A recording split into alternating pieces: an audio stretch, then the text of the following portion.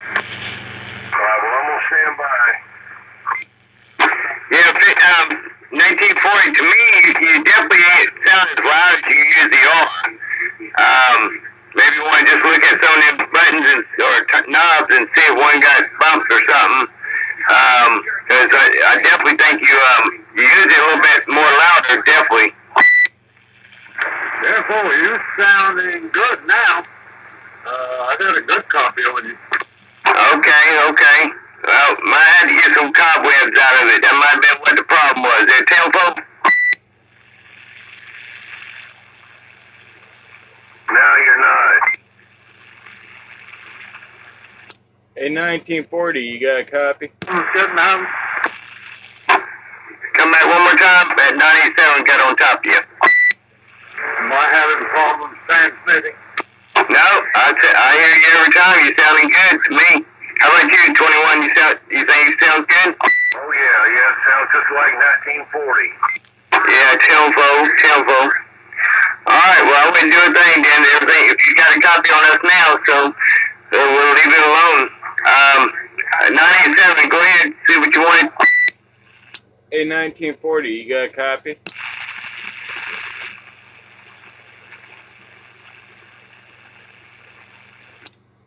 Hey, 1940, you got a copy? 1940, 987 is trying you. Try again, 987. Hey, 1940, do you live over there in Givans? Do you live over there in Givans? No, he don't live over there. He lives over there in, Ridgeville. I'm trying to remember who was over there, lived over there in Givans. Was it maybe Fireball? It's a good, clear night. Yeah, 987. Go ahead, 21. I'm just trying to remember who was over there, lived over there in Givans. Was it Fireball, maybe? Slowpoke lives in Givans, and 1940 lives in Ridgeville, or he likes to call it Carterville. Isn't that right there in 1940? I think I'm going to leave that one alone.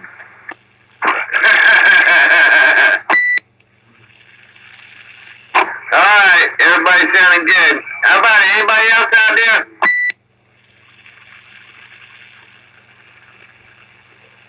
Have a call for Slim and then see if you can get Drumstick. How about it, Slim? You got a copy on 755?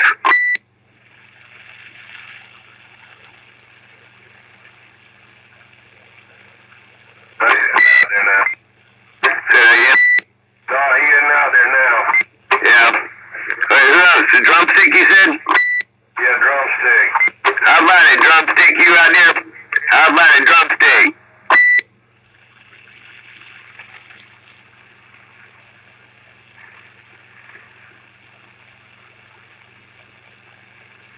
Nobody heard anything about White Dog?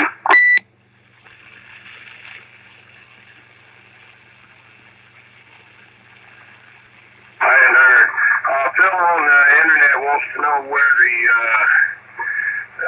vintage radio equipment is. Well, it's old radio night. It doesn't have to be tube radios. It can be anything. It's just like a brand new car.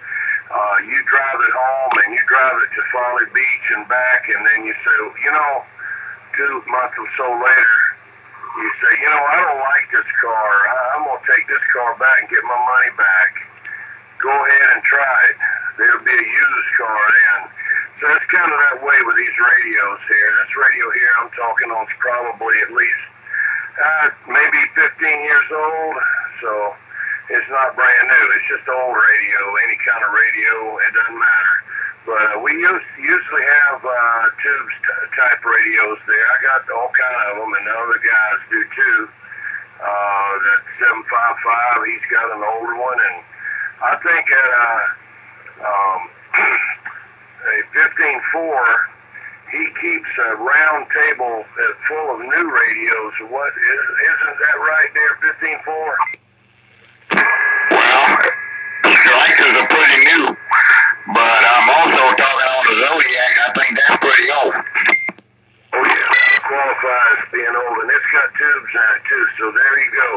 We're all qualified now. Thank you, 15-4 for making us be, qualified. Hello, 15-4.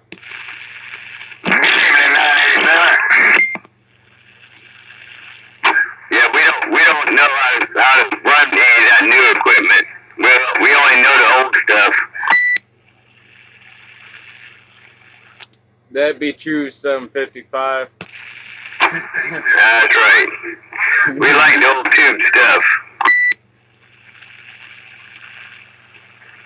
But that'd be quite a job to run them 10 cans of string all over Charleston and Ridgeville and Johns Island.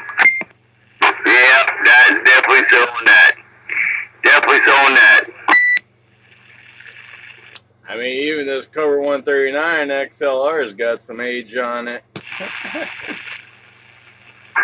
Dennis Thompson in there. Hello, Dennis Thompson. Y'all, hey, I've been telling y'all about that old tube radio network. That Zooyak, that's what you need to watch there, Zooyak.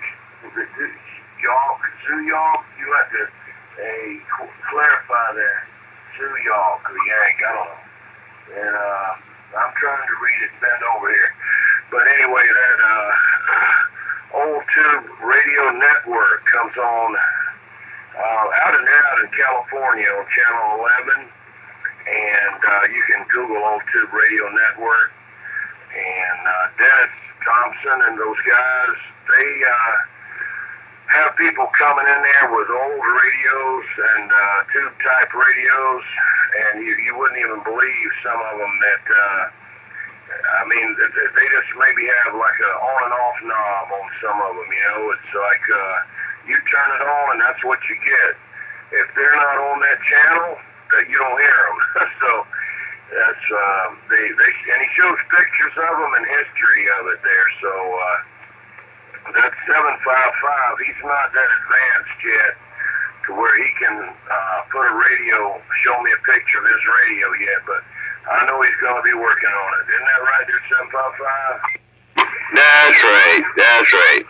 Well, if we were doing Messenger, I could probably do it. That's about the only way I can do it so far. But other than that, we don't worry about it. I don't mind. I love my old stuff. That's just me. Oh yeah.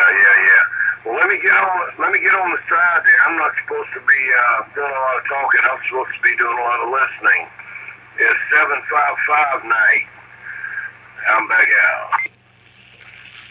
Tempo. 97. How about tell us a little bit about your dip pole project over there? Do what? I said tell us a little bit about your dip pole that you're working on. J-pole? You mean inverted V dipole? Oh, the dipole. I'm sorry. Excuse me, dipole. Yeah, I got, well, besides my Antron 99 there, I got my inverted V dipole.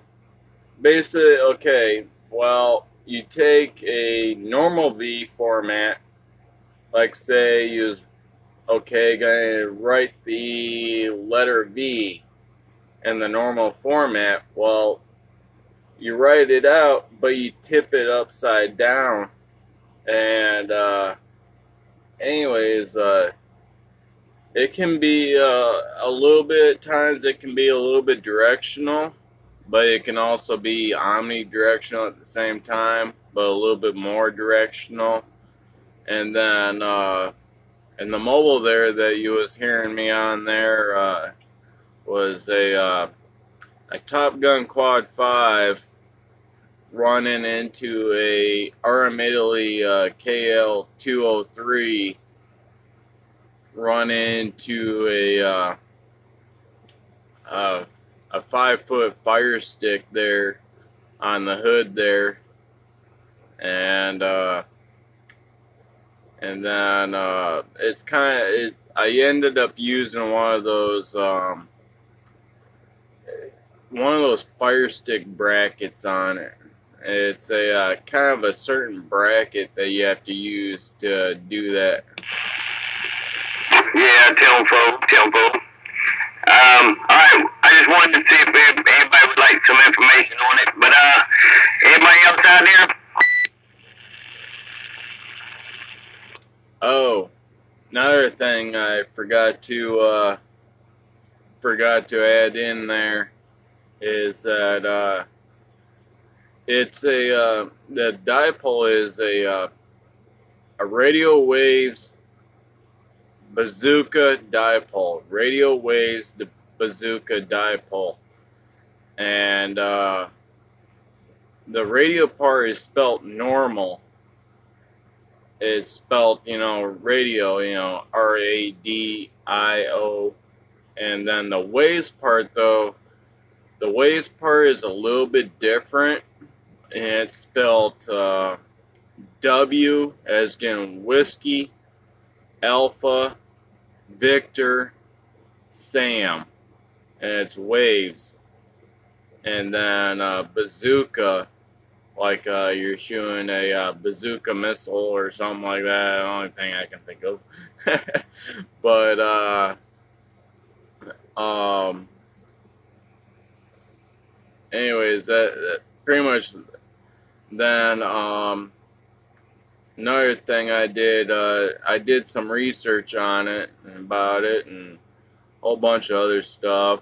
And one of the things too, if people are looking for some more information on it too, background story and review and all too, is they can go to cbradiomagazine.com and click on that there and go to the antenna article section there, and it's in there. And the guy has he gives really good reviews on stuff. Yeah, telephone. Alright, well, that sounds good. Well, if anybody wants some more information, there you go. You can go to that.com. Anybody else out there?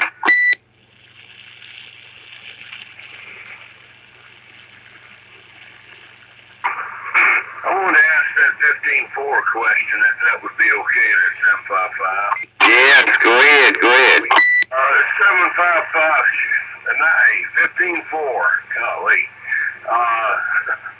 How's that new gamma match working, that flat gamma match? It's working fine. We haven't had no problems with it. I guess all the birds are staying away from it. But it's a little thicker, so I don't think they can penetrate it. What you think? Roger. Well, they probably don't want to put their little feet on that square bar.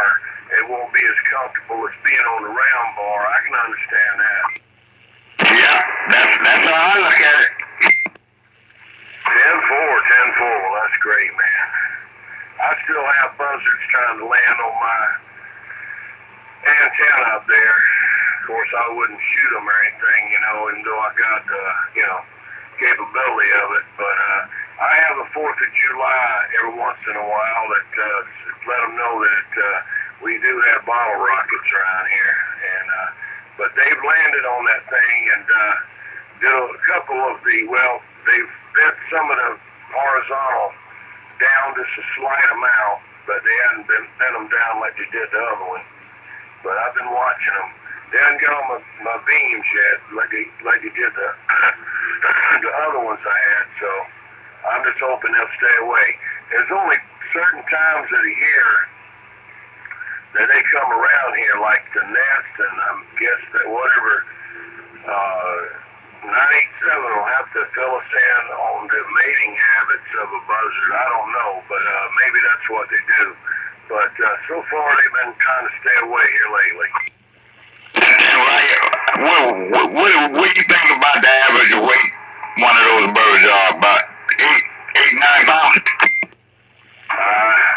Well, I know a long time ago someone tried to shoot one of them, and the thing didn't have but a body about the size of a carrot, but it was huge, it was all feathers, there was nothing inside there. So, I don't know. I would say somewhere in between there, around there, maybe 10 pounds, maybe a little 8 pounds. Yeah, right. They sure look big. And ain't no more problem with the birds. The antenna radios ain't designed for, heavyweight like that. They mainly just designed to support their own weight there, right? Yeah, Roger. Well, I've been tempted to do it, and I might do it this coming up week, because when I lived up in Jedburgh, we used fence chargers all the time up there when we lived on the farm, and I had bought a brand new one about 30 years ago before I moved up here, and it's still in the box, and I've been thinking about bringing it on the inside of my radio room and hooking it to my center conductor of my antennas and see if that'll kind of keep them off of it. I don't know, but it's worth a try. That might work, because those things, they adverse to anything that's kind of adverse to them. They might try it once, but they ain't going to try it twice. Yeah. Yeah, that's really called a foot warmer. Yeah, 10-4. Well, I've cranked it up a couple of times. Some smaller birds was up on there, but I don't know, by the time I got out there, they were gone. But you take a pipe and hit the tower, that'll get them. But, you can't be here. But that time before, when they tore up everything I had, me and my little dog was up in the front up there walking, and I kept seeing them flying and flying, and, the old wings, they go, man, there must have been 30 of them. I said, good God, a cow must have died, God.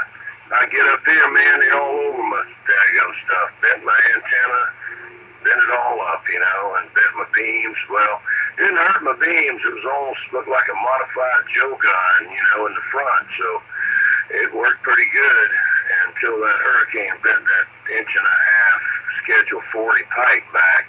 Although they said I put 50 dB on them up there in Michigan one time when it pointed up at the moon, and I've been thinking about that. I said, you know what?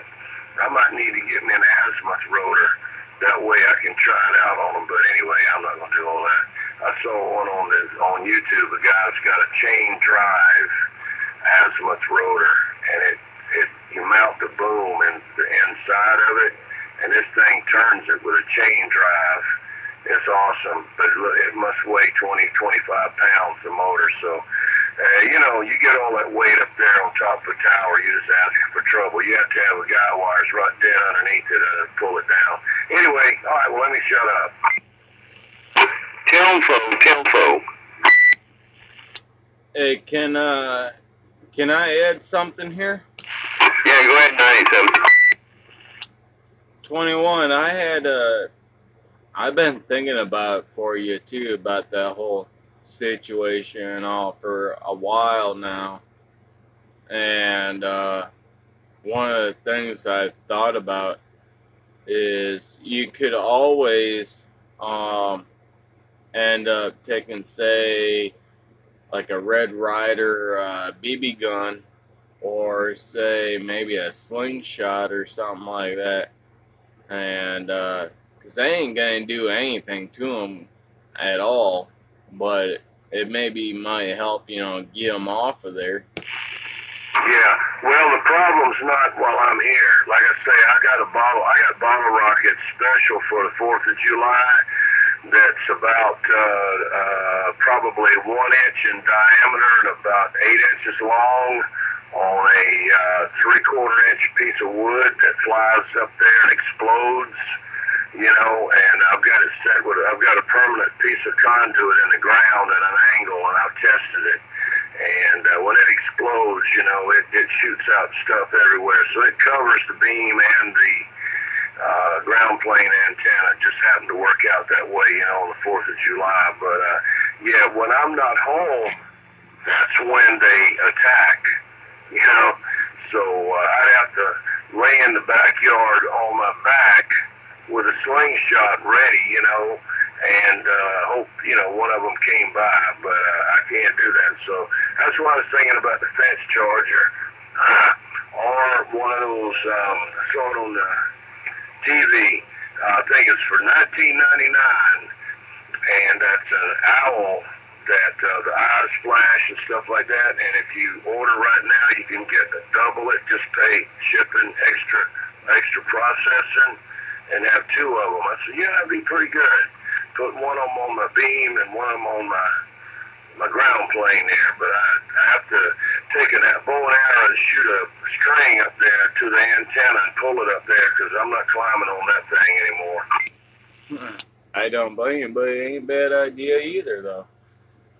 Hey, think of something one way or another. 21. Yeah, Angry Birds there, Roger. 21. Yeah, go ahead.